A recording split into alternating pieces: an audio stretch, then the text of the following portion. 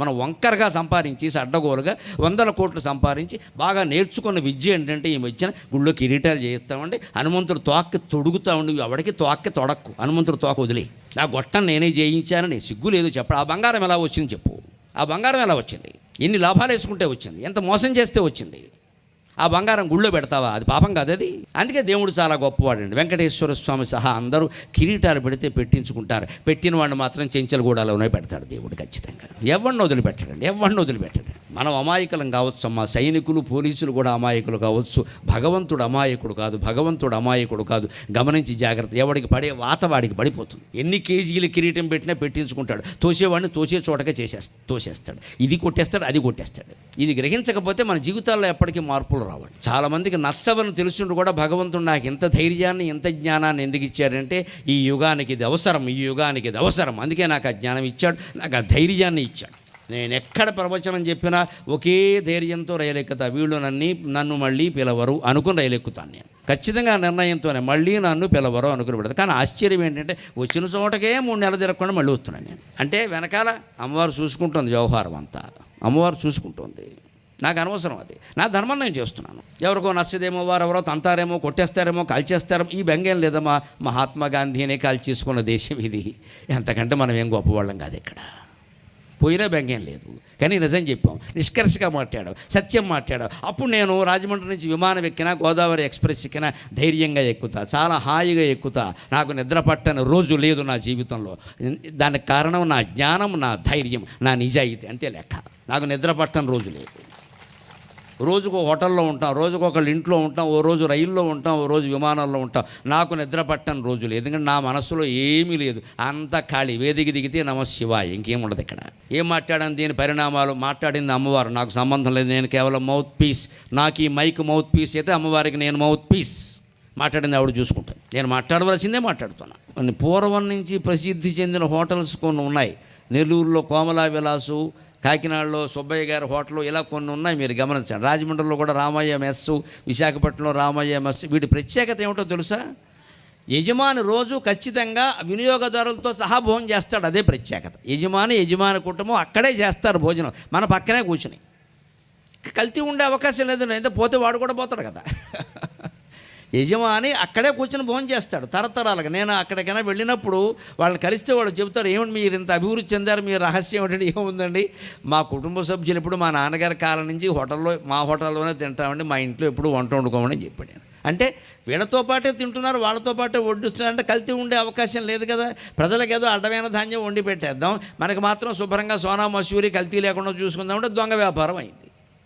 ఏదైనా అంతే. పూర్వం రైతులు ఎలా ఆలోచించేవారంటే, మన ఇంట్లో పంట మనం తినాలి, మన చేలో పంట మనం తినాలి, తర్వాతే మిగిలింది అమ్మాలి. పైగా మన ప్రాంతానికి అవసరమైనటువంటి పంటే పండించాలి. మొత్తం ఉభయ గోదావరి జిల్లాల నుంచి రొయ్యలు, చేపలు విదేశాలకు కూడా వెళ్ళిపోతున్నాయి. అక్కడ వాళ్ళు ఏదో శుభ్రంగా కక్క ముక్క అంటారు కదా, ఆ భాష మాకు రాదు, ఈ జన్మగా తినే యోగం కూడా లేదంతే మరి. అందుకని ఏదో పట్టేస్తాడు సీసా, అప్పుడు ఏదో ఇది తింటాడు, వాడికి అందించాలి. ఇక్కడ రొయ్యలు బాగుంటాయి అంటాడు, పశ్చిమ గోదావరి అంటే మరీ ప్రాణం పంపించమంటాడు. ఇక్కడ మనం శుభ్రమైన పంట భూమిని, రకరకాల ధాన్యాలు, అక్కుళ్ళు, కృష్ణఘాటుకులు, రాజనాలు అనేవారు వెనక. ఇప్పుడు ఆ మాటలు కూడా పోయి 14-16-20-14- అని డాష్ అయింది ఇక్కడ మొత్తం. అందమైన పేర్లు రాజనాలు, కృష్ణఘాటుకులు, అక్కుళ్ళు, అవండి రంభ చెక్కిళ్ళు, అదో ధాన్యం ఉండేది మా చిన్నతనంలో, రంభ చెక్కిళ్ళుట. ఆ ధాన్యం నేను తినలేదు, ఎక్కడైనా ఉంటే పెడితే తింటాను. రంభ చెక్కిళ్ళు ఏమిటో చూడాలని ఉంది. ఆ పేరు చూడండి, ఎంత అందమైన పేరు, తెలుగు పేరు. రంభ చెక్కిళ్ళు, రాజనాలు, కృష్ణఘాటుకులు, అక్కుళ్ళు, ఇవండి ధాన్యం పేరు. అంటే అందమైన పేర్లు, దేవుళ్ళ పేర్లు, పురాణాల్లో పేర్లు. ఇప్పుడు అదేం లేదండి, 16-14-14-15- అని డాషే. వీడికి మొత్తం బిల్లు కూడా డాషే, వేసే యూరియా కూడా డాషే. అది డాష్, ఇది డాష్. ఇంట్లో వీడు భార్య డాష్ కొట్టుకోవడమే పని. ఇక్కడ భాషను బట్టే సంస్కృతి ఉంటుంది, సంస్కృతి బట్టే సంసారాలు ఉంటాయి, దాన్ని బట్టే మనశ్శాంతి ఉంటుంది. మనం ఏం పంటలు పండిస్తున్నాం, ఏం చేస్తున్నాం. ఇక్కడ అవసరమైనటువంటి ధాన్యాన్ని, అన్నాన్ని పండించకుండా, పోనీ ఇక్కడ ఏమైనా తింటున్నారండి రకరకాల రాగులు, సజ్జలు, కొర్రలు, అవే పండించండి, దానికే ఉంది. ఇవి తింటే అవే పండించుకోవచ్చు కదా. ఇక్కడ పండేవి పండించకుండా ఎక్కడో విదేశాలకు పంపడం కోసం పంటలు పండిస్తుంటే ఇక్కడ పొలాలు ఏమయ్యాయో మీకే తెలిసి. ఎక్కువ నాకు వ్యవసాయ పరిజ్ఞానం తక్కువ, నేను పుస్తకాల్లో చదువుకున్నది అప్పుడప్పుడు చూసింది. ఇంకా అందుకే నాకు ఆ వ్యవసాయం మీద గౌరవంతో మా నాన్నగారు కూడా వేదం చదువుకుని వ్యవసాయం చేశారు కదా. నేను ప్రవచనాలు చెప్పినా వ్యవసాయం నుంచి పూర్తిగా విరమించుకోవద్దని తాడేపల్లిగూడెం దగ్గర బోడపారులో 150 ఏళ్ల క్రితం మా ముత్తాత గారు కొన్న 2 ఎకరాలు ఎంత ఇబ్బంది అయినా నా పేరు అలా అట్టిపెట్టుకున్నాను. ఏం అమ్మలేదు, దాన్ని అమ్మే ప్రసక్తి లేదు. నా తరం అలా వెళ్ళిపోవలసిందే. 150 ఏళ్ల క్రితం ఎకరం 100 రూపాయలు చేసుకున్నారండి 1871లో మా ముత్తాత గారు. నాకు 4 తరాల వెనక ఎకరం 100 రూపాయలు. ఈవేళ ఎంత ఉందో మీకు తెలుసు, నేను చెప్పక్కర్లేదు. మనం ఏమనుకుంటాం, ఆదాయం తక్కువ. ఆదాయం తక్కువ ఏమిటా? భూమి ధర పెరుగుతూ ఉంటే మనం పైగా ఏం ఆదాయం వస్తుంది కదా. వచ్చేది ఉన్న వ్యవసాయాలు పాడు చేసుకుని మొత్తం చేపల చెరువులకు ఇచ్చేసాం. ఏమైపోయింది? చక్కని పంట భూములు సాగరాలు అయిపోయినాయి. 5 ఎకరాలు 10 ఎకరాలు 25 ఎకరాలు ఒకటే చెరువు, మొత్తం నీళ్లు నిండిపోయినాయి, సాగరాల్లో అయిపోయినాయి. పైగా దీనివల్ల జరుగుతున్నది ఏమిటో మీకే బాగా తెలుసు. చేపల చెరువు కింద ఓసారి వాడిన తర్వాత మళ్ళీ వ్యవసాయానికి అది పనికిరాదు. ఎన్నో మార్పులు చేసినా పనికిరాదు, కష్టమే. అంటే మొత్తం శాశ్వతంగా దాన్ని నాశనం చేసుకుంటున్నాం. మనకి డబ్బు రావడం ప్రధానంగా భావిస్తున్నాం తప్పితే దేశమంతా బాగుండడం అనేది ప్రధానం కాదు మనకి. ఇప్పుడు ఆ పైగా ఆదాయం కూడా ఎలా వస్తుంది? ముందే అడ్వాన్స్ పట్టుకొచ్చి ఇచ్చేస్తారు. మనం చెరువు దగ్గరికి కూడా మనం వెళ్ళక్కర్లేదు, డబ్బులు ఇచ్చేస్తున్నారుగా.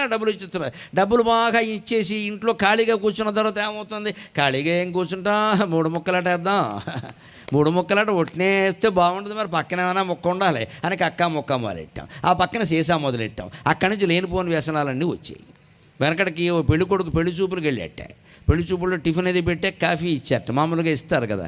కాఫీ తాగాక ఒక్కపొడి వేసుకుంటారు కదా, అందుకని ఒక్కపొడి అక్కడ పెట్టారట. ఈయన వేసుకునే రకం కాదు, ఒక్కపొడి పోసుకునే రకం. అందుకని ఇలా గుప్పిడితో తీసి అలా పోసుకున్నట్ట పెళ్లి కొడుకు.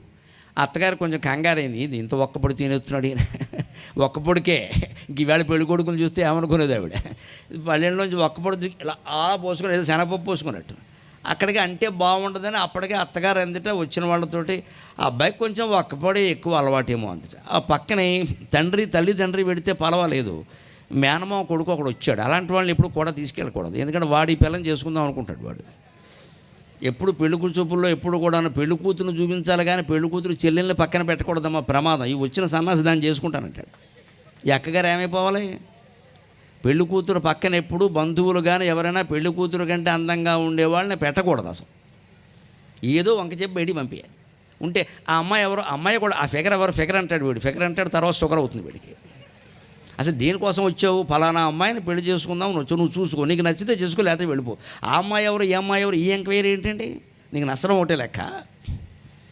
అందుకే చేయకూడదు. మేనమామ కొడుకు ఎవడో వచ్చాడండి, మేనమామ కూడా వస్తారు కదా, ఆయన ఏదో పిల్లనిద్దాం అనుకుంటే కుదరట్లా. అందుకని వాడు వెంటనే ఏమన్నా అబ్బాయి కొంచెం ఒక్కపొడి ఎక్కువ వేసుకుంటాడేమో అంటే పక్క నుంచి తండ్రిని అస్తమానం వేసుకోడండి, ఎప్పుడైనా సిగరెట్ కాల్చినప్పుడే వేసుకుంటాడు అన్నట్టు. అయిపోయి అది ఒకటి ఉందన్నమాట. ఇప్పుడు అంటే కొంచెం సిగరెట్లు కూడా ఉన్నాయా అండి అంటే, అబ్బాయి లేదేమో మావాడు ఎప్పుడు సిగరెట్ కాల్చి మామూలు కాల్చిన ఇప్పుడు సీసా పుచ్చుకున్నప్పుడు కాలుస్తాడు, బాగుండదు కదా. ఇంక లేనిది ఏమిటి మరి? ఒక్కపొడి వల్ల సిగరెట్ బయటపడింది, సిగరెట్ వల్ల మందు బయటపడి ఇంకెన్ని ఉన్నాయో. ఇలా ఒక వ్యసనం మరొక వ్యసనానికి పురికొల్పుతుందండి మనం జాగ్రత్త పడకపోతే.